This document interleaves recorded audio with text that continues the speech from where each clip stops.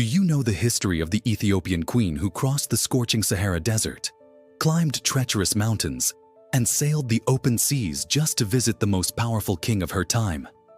Now, who was this king? Let me give you a hint. He was wise, charming, and had a knack for, well, making friends with women. Let's start with the king in question.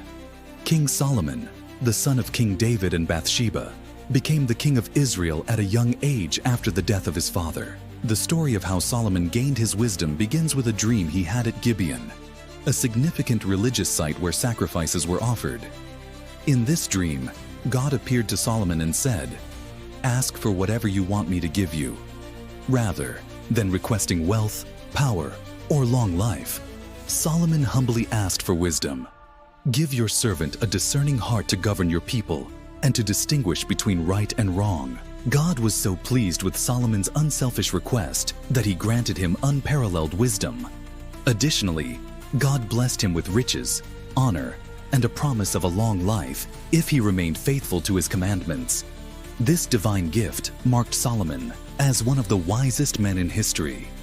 Known for his unparalleled wisdom, Solomon had a reputation that preceded him across lands. One of the earliest demonstrations of Solomon's wisdom is the famous story of two women who came to him with a heart-wrenching dispute.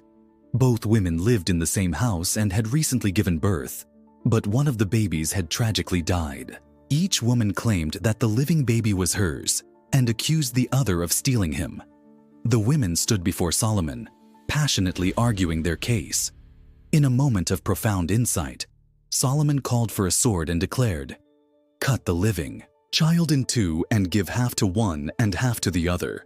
The first woman, horrified at the thought, cried out, "Please, my lord, give her the living baby. Don't kill him." The second woman, however, coldly agreed. Solomon immediately saw the truth. The first woman was the real mother, as only she showed genuine compassion and love for the child. He ordered that the baby be given to her, declaring, "Do not kill the child. She is his mother." This judgment spread Solomon's fame throughout Israel and beyond. The people marveled at his God-given wisdom to administer justice so effectively. Solomon's clever solution of proposing to split the child in half earned him the title of the wisest man alive. Solomon's wisdom was not limited to judgments.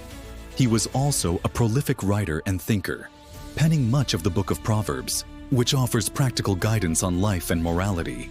He is also credited with writing Ecclesiastes and the Song of Songs, works that reflect deep philosophical and poetic insights. Solomon's wisdom even drew visitors from distant lands.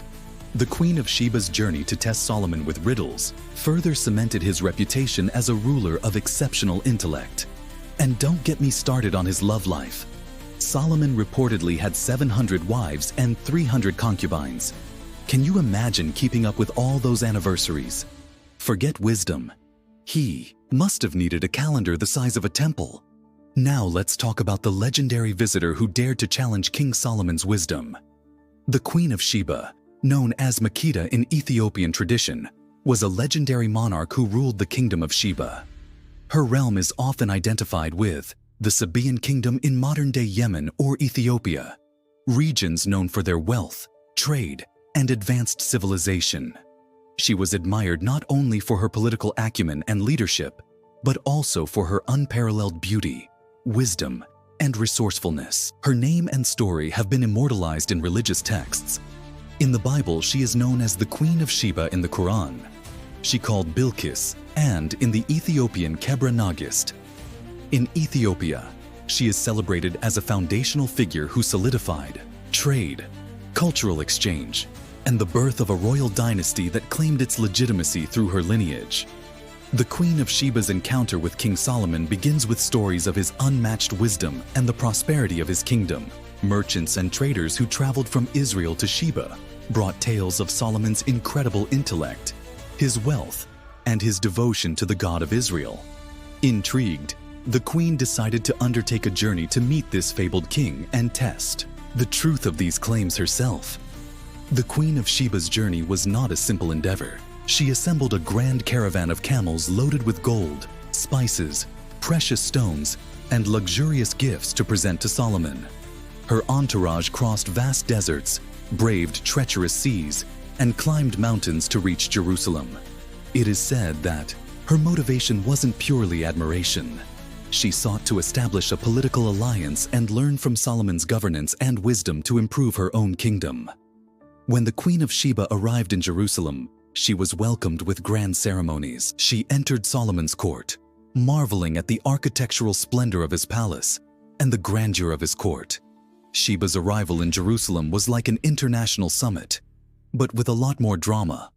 And let's face it, Ethiopian women know how to make an entrance. When the two finally met, she posed a series of riddles and philosophical questions to test Solomon's intellect. To her astonishment, Solomon answered each one with clarity and insight, demonstrating the divine wisdom for which he was renowned.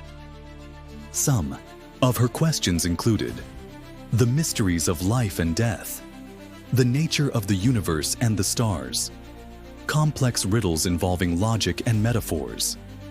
King. Impressed by his intellect, Solomon hosted her with the grandest feasts and shared with her the secrets of his kingdom. Rumor has it Solomon also shared his charm, and, well, let's just say it was a diplomatic mission with a personal touch. The report I heard in my own country about your achievements and wisdom is true, but I did not believe these things until I came and saw with my own eyes. Indeed, not even half of the greatness of your wisdom was told to me. The Queen of Sheba's visit left a lasting impact on both her kingdom and Israel. According to Ethiopian tradition, their union resulted in a son, Menelik I, who would later return to Israel as an adult to meet his father. Menelik is said to have brought the Ark of the Covenant back to Ethiopia, where it is believed to reside.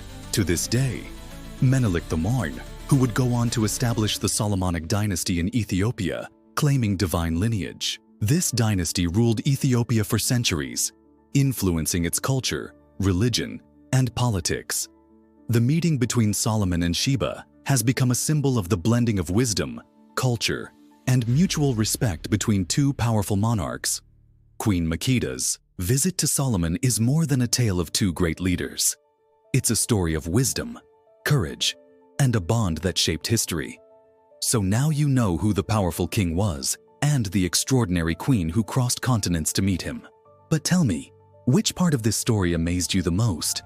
And who do you think played the bigger role in shaping history, Solomon or Sheba? Share your thoughts in the comments, and don't forget to like, subscribe, and join us for more tales of Ethiopia.